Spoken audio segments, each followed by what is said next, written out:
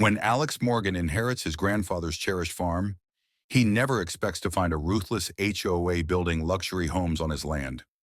As he uncovers a web of fraud, bribery, and corruption led by the cunning Diane Reynolds, Alex must rally a community suffocated by fear and fight back against power-hungry elites.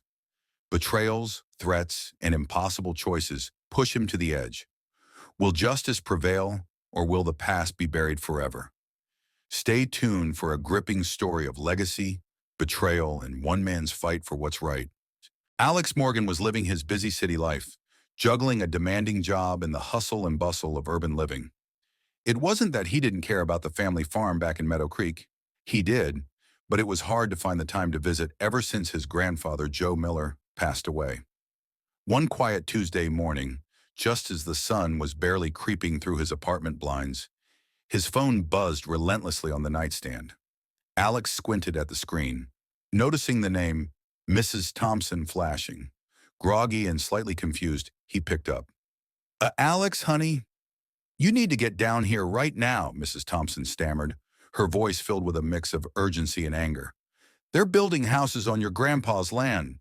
It took Alex a moment to process. "What do you mean? Who's building what?" "It's that damn Sunny Pines HOA. They've got bulldozers tearing up the east field." Joe would be spitting mad if he saw what they're doing. Alex's mind raced, fighting off the grogginess as his heart pounded with confusion and frustration. He mumbled some reassurances to Mrs. Thompson before hanging up and immediately throwing clothes into a duffel bag. As he sped out of the city, thoughts pelted his mind like rain on his windshield. His grandfather had been adamant about never selling that land. It was his legacy, his life's work. Joe had always made it clear that the farm was to remain in the family no matter what. But now it was being torn apart without anyone notifying him? It didn't make sense. After a grueling 5-hour drive, Alex finally crested the familiar hill that overlooked the farm. What he saw made his stomach twist into knots. Massive construction machinery sprawled across the land like an invading army, chewing up the soil where corn and soybeans used to grow. The towering old oak tree at the far edge of the field, where Joe used to sit and whittle on warm summer evenings, had been cut down and was now nothing but a pile of splintered wood. A massive sign planted firmly into the disturbed earth read, "Future home of Sunny Pines East. Luxury living from $450,000. Stunned, Alex parked his car haphazardly at the edge of the site and stormed over to the nearest person in a hard hat. "Hey, what the hell is going on here?" he shouted over the roar of machinery. The worker barely glanced at him. "Just following orders, buddy. You'll have to talk to the boss." He spotted a woman standing slightly apart from the chaos, wearing an immaculate white blouse and beige pants, out of place amid the dust and dirt. She was barking orders into her phone, clipboard in hand. Alex marched over, his pulse pounding in his ears. "Excuse me," he called out. She glanced at him with barely veiled irritation. "Can I help you?" she replied, not even bothering to lower her phone. "This is my land," Alex snapped. "What are you doing here?" She paused, finally looking at him like he was an annoyance rather than a threat. "Diane Reynolds, president of Sunny Pines HOA," she said briskly. "We're preparing for residential development. This parcel was legally purchased last year." "That's impossible," Alex shot back. "My grandfather owned this farm. He passed it on to me." Diane's smile tightened. "Are you sure about that? We have all the necessary permits. Your grandfather signed over the property months before his passing. Perhaps he didn't mention it?" Alex felt like the ground had dropped from under him. There was no way his grandfather would have sold the land, especially not without telling him. "You're lying," he said, though his voice wavered. "I need to see those documents." Diane shrugged and handed him a business card with a fake smile precision. "Feel free to contact our legal department, but I assure you everything is in order." He snatched the card, rage boiling inside him, and stalked back to his car. The drive to the farmhouse was surreal. How could his grandfather's dream be reduced to a construction site without his knowledge? When he pulled up to the familiar white porch, Mrs. Thompson was already waiting, wringing her hands. "They came in like thieves in the night," she said, voice quivering. "Your grandpa would have fought them off with his shotgun if he were still here." Alex forced a weak smile. "Did he ever mention selling the land? Anything at all?" Never, she insisted. He always said the farm would stay in the family. The day before he went to the hospital, he was tearing through his old office, muttering something about protecting the farm. Taking that as his cue, Alex marched inside, bracing himself for a long, painful search. The air was thick with the scent of old leather and pipe tobacco, just as he remembered. It felt like Joe's presence was still lingering, urging him to find the truth. Hours passed as he sifted through cabinets and drawers, reading faded documents that charted crop yields and rainfall from decades past. Finally, frustration gnawed at him, and he slumped against the desk, his hand knocking against a loose floorboard. Curiosity piqued. He pried it up and found a small metal box nestled within the gap. The key dangled from a rusty nail under the desk. His hands shook as he unlocked it. Inside were old surveys, a deed to the land, and a handwritten letter from Joe. If you're reading this, someone's trying to take what's ours. Never signed away my land. If they say I did, it's a lie. Look at the original survey from 1910 and compare it to what's in the county records now.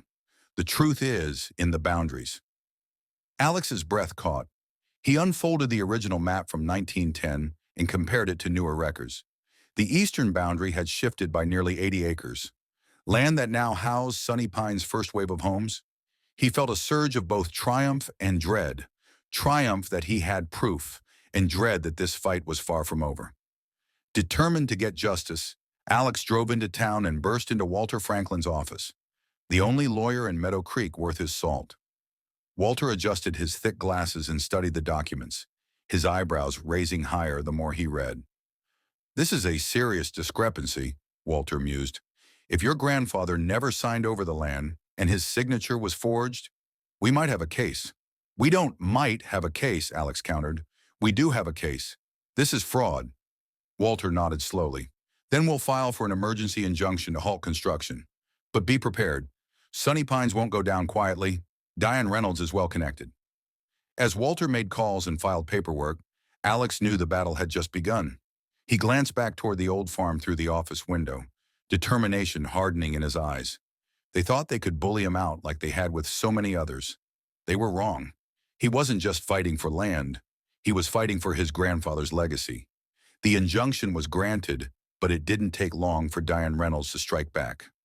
The very next morning, as Alex was walking back from the barn, he noticed 3 gleaming white SUVs parked across his driveway. Each one bore the Sunny Pines HOA emblem, and uniformed security guards stood around with their arms crossed, glaring at him like he was a trespasser on his own land. One of the guards, a burly man with a crew cut, stepped forward and handed Alex a thick envelope. "Cease and desist," he said flatly. "You are ordered to withdraw all claims against the Sunny Pines development, or face legal action." Alex ripped the envelope open, skimming through the formal letter. They were accusing him of fraud, claiming his documents were forged, and demanding reparations for damages to the community's reputation. He couldn't help but scoff. "You can't be serious," he muttered. The guard just gave a nonchalant shrug. "Just doing my job." As the SUVs remained parked, blocking his exit, Alex could feel frustration boiling up. His phone buzzed in his pocket, and to his surprise, Diane's name flashed on the screen. Reluctantly, he answered. "Good morning, Alex," Diane purred, sounding almost cheerful. "I hear you've been causing quite the stir. I just wanted to remind you that fighting me is a losing game. You're an outsider here. Nobody's going to back you up. You might want to reconsider that little crusade of yours." "You're the one breaking the law, not me," Alex snapped. Diane's tone turned icy. "Let me explain how things work around here. The county commissioner, golf buddy with my husband, building inspector, my cousin's nephew, the police chief? Well, let's just say we go way back.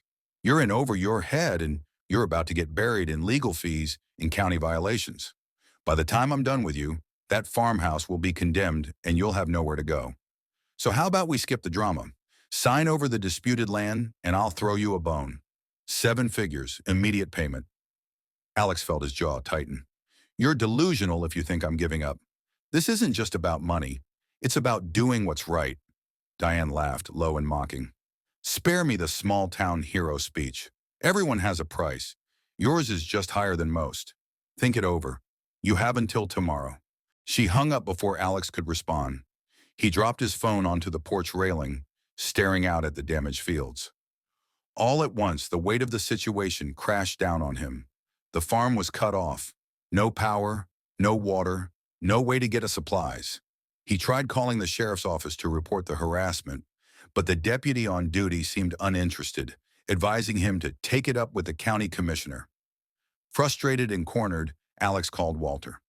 "They've got me completely boxed in. I can't even leave my property." Walter let out a low whistle. "They're going full throttle intimidation. Don't back down. I'll get a court order to force them to remove those vehicles. In the meantime, lay low and gather as much evidence as you can. We're going to need it." That night, Alex couldn't sleep. He sat in his grandfather's old leather armchair, trying to make sense of how his life had spiraled into this mess. His phone buzzed again, a text message from Gerald Fisher, the HOA treasurer. "Need to talk. Urgent. Meet me behind the community center at 11. Suspicion prickled at the back of Alex's mind, but desperation won out. At exactly 11 p.m., he parked his car in the shadows behind the center and waited. A few minutes later, Gerald appeared, glancing nervously around before slipping into the passenger seat. "I shouldn't be here," Gerald whispered. "If Diane finds out—" "Why are you here?" Alex interrupted, trying to keep his voice calm despite the tension. Gerald held out a small flash drive. "Financial records, HOA books. I couldn't take it anymore. Diane's been embezzling funds for years. Fake landscaping contracts, security fees for services that never happened. She's been siphoning money into shell companies linked to her family. If you can expose this, it'll take her down." Alex took the drive, his mind racing. "Why help me now?" Gerald swallowed hard. "I'm tired of being part of her schemes and seeing her try to destroy your family's land. I couldn't stomach it. You're not the only one who's had enough." Before Alex could respond, Gerald slipped out and disappeared into the night. As he drove back to the farm, adrenaline surged through him. This could be the break he needed. But as he parked in the driveway, his phone buzzed with another message from an unknown number. "Parking violation, fine $500, Sunny Pines HOA compliance." He couldn't help but laugh, a bitter, exhausted laugh. They were going to keep this up until he broke. But instead of feeling defeated, Alex's resolve hardened.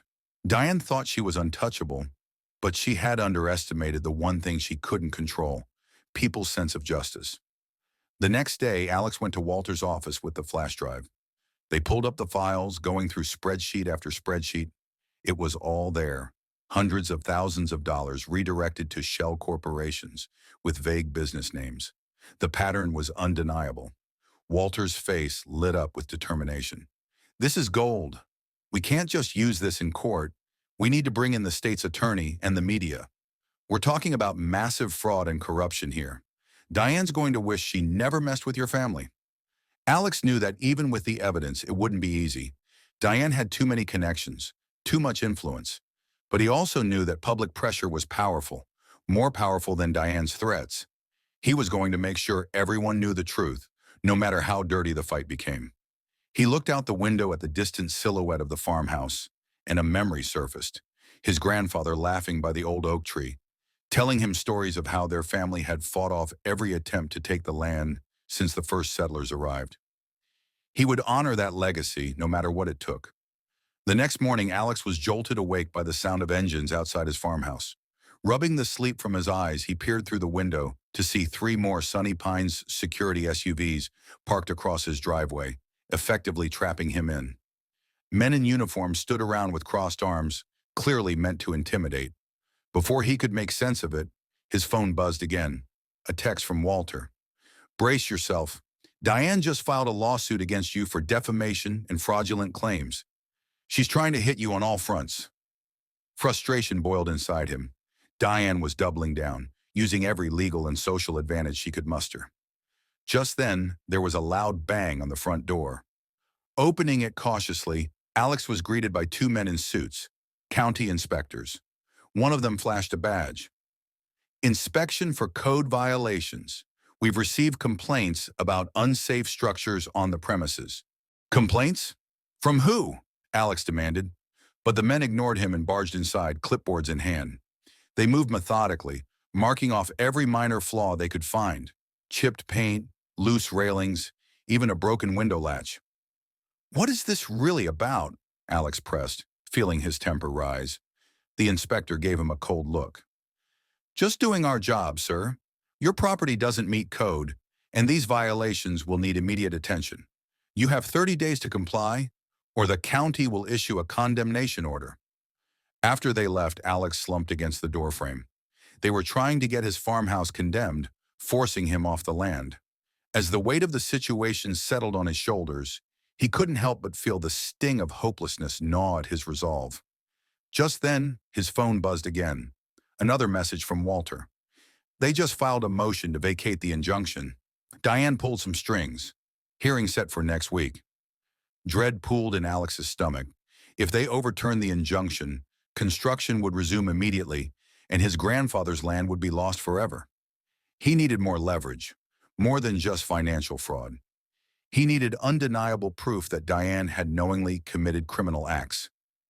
Desperate for answers, Alex went back through the files on the flash drive Gerald had given him, trying to find something, anything, that could expose Diane's corruption in a way that couldn't be ignored.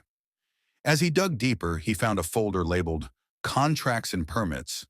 Inside were scanned copies of development permits, some of which bore the signature of the county commissioner, James Harris. Then he noticed something odd. One of the documents was dated 2 weeks before the land sale had supposedly taken place. How could they have applied for permits before legally owning the property? Suspicion clawed at his thoughts.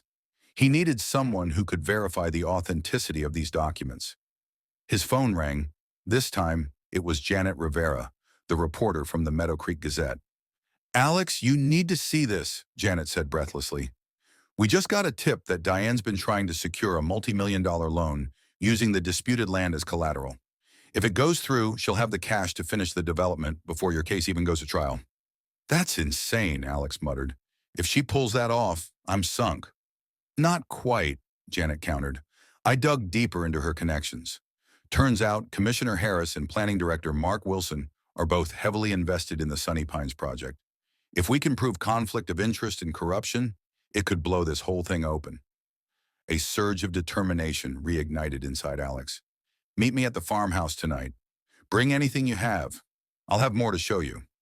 As night fell, Janet arrived with a laptop and a stack of printed documents. They spread everything across the kitchen table, piecing together the intricate web of corruption. Bank records showed Harris receiving kickbacks through dummy companies registered to his cousin. Wilson, meanwhile, had fast-tracked the permits, despite public objections, pushing them through under emergency infrastructure, measures that bypass standard environmental assessments. "This is enough to bury them," Janet said, her eyes blazing with excitement. Just as they finished organizing the evidence, headlights flashed outside. Alex froze, then crept to the window. His stomach dropped when he saw Diane's black SUV pull up, followed by 2 police cruisers. The door burst open, and Chief Williams barged in, flanked by 2 deputies. "You're under arrest," the chief barked, slapping handcuffs on Alex's wrists. "For what?" Janet demanded, stepping between them. "Forgery, fraud, and trespassing on restricted HOA property," Williams replied smugly. "Restricted? It's his own farm," Janet shot back. "Not according to the updated county records," Williams sneered. "You're done, Morgan." They dragged Alex out to the cruiser, ignoring his protests, and drove him to the station. As they booked him, Alex felt a wave of despair. Diane had played her hand masterfully, using her connections to turn the law against him. But later that night, while sitting alone in the holding cell, Alex heard familiar voices echoing through the hallway. Janet was arguing with Chief Williams, holding up copies of the forged permits and the financial ledgers from the flash drive. Suddenly, the chief's face paled as he looked at the documents. The words fraudulent permits and embezzlement seemed to echo in the room. Janet pulled out her phone, holding up a recording of Diane's threatening phone call to Alex, proof of her intent to intimidate and manipulate the situation. A few minutes later, Walter barged in, waving court documents that demanded Alex's immediate release. Chief Williams was caught between covering his own tracks and acknowledging the evidence now piling up around him. Reluctantly, he unlocked the cell, avoiding eye contact. "You're free to go," he muttered. As Alex stepped out, he saw Janet's triumphant smirk. "You just made the evening news," she whispered. Back at the farmhouse, Alex took a moment to breathe, but his victory was short-lived. Diane wasn't just going to give up because of a setback. She would rally her cronies and double down. As he stood on the porch, his phone buzzed with an ominous text from an unknown number. "You think you've won? We're just getting started. Better watch your back." Instead of fear, a sense of resolve settled over Alex. Diane thought she could intimidate him into running, but she had no idea how deeply his roots were planted in that soil. It wasn't just about saving the farm anymore. It was about exposing every dirty secret and dragging every corrupt official down with her. The battle wasn't over. It was just beginning. The next morning, Alex barely had time to process his narrow escape from jail before his phone rang again. This time it was Walter, sounding unusually chipper. "Turn on the TV, Channel 7, Walter said, and hung up without another word. Fumbling for the remote, Alex turned on the small dusty TV in the living room. The local news was running a breaking story with Janet Rivera standing in front of the county courthouse. Then a massive corruption scandal involving Sunny Pines HOA and several county officials. County Commissioner James Harris and Planning Director Mark Wilson have been suspended, pending a full investigation into bribery, permit fraud, and embezzlement. Diane Reynolds, president of Sunny Pines HOA, is also under investigation after leaked financial documents revealed misuse of HOA funds for personal gain. Residents are demanding answers as their property values are threatened by potential legal action. The report cut to a shaky cell phone video of Diane being confronted by angry homeowners at the Sunny Pines Community Center. She tried to maintain her poised, polished demeanor, but as accusations and shouts grew louder, she finally snapped, shouting back at the crowd and threatening to sue anyone who dared challenge her. Alex felt a surge of triumph. The truth was out, but he knew better than to assume it was over. Diane was a master at manipulating people and bending situations to her favor. Just as he allowed himself a brief smile, his phone buzzed again. This time, a message from Gerald Fisher. "People are turning on her. She's trying to rally the remaining HOA board members, but most of them are backing out. I'm calling for a full audit of HOA finances. This might finally be the end for her." Feeling cautiously optimistic, Alex made his way into town, where crowds had gathered outside the courthouse. People were buzzing with outrage and speculation. He spotted Janet near the courthouse steps, still jotting down notes. She noticed him and flashed a quick grin. "Looks like your gamble paid off," she said. "The investigation's going to dig up more dirt than we even know about." "Think it's enough to bring her down for good?" Alex asked. "Between the fraud, the bribery, and public outrage, she's done. But don't underestimate her desperation. People like Diane don't go down without dragging everyone else with them." As if on cue, Alex's phone buzzed again. This time, it was a call from Diane herself. Against his better judgment, he answered. "You think you're clever, don't you?" she hissed. "Dragging my name through the mud. You're playing with fire." "I didn't do anything but expose the truth," Alex shot back. "You stole my grandfather's land and tried to ruin me. You've been stealing from your own community, and now everyone knows." Diane's laugh was chilling. "Truth doesn't matter when you own the narrative, Alex. You might think you've won, but the fight's not over. You just declared war on the wrong woman." Before he could respond, she hung up. Alex couldn't shake the feeling that her words carried more weight than he wanted to admit. That evening, he was getting ready to turn in when he heard the familiar rumble of engines outside. Looking out the window, his heart dropped. Several trucks were pulling up to the farmhouse, and men in hard hats were unloading equipment. He rushed outside. "What the hell are you doing?" A man in a reflective vest looked at him blankly. "Demolition crew. Got orders to tear down the old farmhouse and clear the lot." Panic flashed through Alex. "Who gave you those orders?" The man glanced at his clipboard. "HOA directive, signed by Diane Reynolds. Said the property was condemned." "No way," Alex snapped. "This house isn't condemned. That's illegal." The man hesitated, clearly uncomfortable. "Look, buddy, we just do what the paperwork says. You got a problem? Take it up with the HOA thinking." Quickly, Alex whipped out his phone and called Walter. In the meantime, he stood his ground in front of the workers, refusing to let them past. Walter's voice came through, brisk and confident. Put me on with the foreman, Walter instructed. Handing over the phone, Alex watched the foreman's face turn from stern to uneasy as Walter laid down the law. After a minute of tense conversation, the foreman handed the phone back and gestured to his crew. Pack it up. We're done here. Sorry for the trouble. As the trucks pulled away, Alex let out a shaky breath. This was Diane's final desperate move, trying to erase the farmhouse and destroy the evidence. She must have known her position was crumbling and wanted to take him down with her. The next few days were a whirlwind of chaos.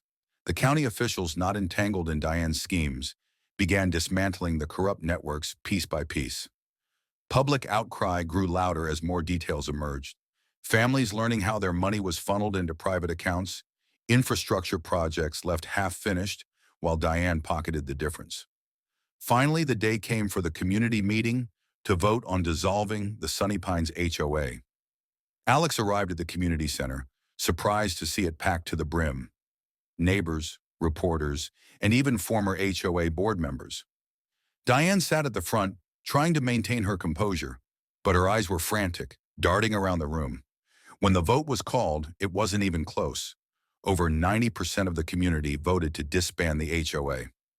Diane tried to make a final desperate speech about how she had only tried to beautify and improve the neighborhood, but nobody was listening. The sheriff approached her with handcuffs, and as she was escorted out, she screamed at Alex, swearing that he had ruined everything. With the HOA officially dissolved, the residents gathered outside, unsure of what would happen next. Alex took the makeshift stage and addressed the crowd, promising that they would rebuild the community with fairness, transparency, and unity. He pledged to form a new neighborhood association that actually served the people, not just the powerful. As the sun dipped below the horizon, families brought out folding tables with food and drinks, celebrating their newfound freedom from Diane's oppressive rule. Music played, children laughed, and neighbors who had been strangers for years finally introduced themselves. Janet approached him with a smile. "Looks like your grandfather's legacy is safe after all," she said. Alex nodded, his heart swelling with pride and relief. He always said the land belonged to the community, not just one person. I think we're finally living up to that. A few months later, Meadow Creek had transformed. With the community united, they restored the old farmhouse into a gathering place and opened a co-op garden where Diane's concrete lots had been planned. The wetlands were saved, protected by conservation easements that Alex worked tirelessly to secure. New homes were designed with sustainability in mind, blending with the landscape instead of overpowering it. One evening, as Alex sat on the farmhouse porch, sipping iced tea, Mrs. Thompson joined him, settling into the old rocking chair. "You did good, Alex," she said, smiling. "Your grandpa would be real proud." He looked out over the rolling fields where the sun dipped low and golden light bathed the land. For the first time in a long while, peace settled in his heart. Meadow Creek wasn't just saved. It was reborn, stronger than ever. Just as the night breeze picked up, Alex's phone buzzed with one final text from an unknown number. "You may have won this time, but power never truly dies. See you soon."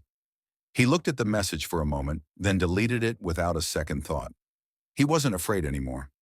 He knew that no matter what shadows tried to creep back into Meadow Creek, he and the entire community would be ready.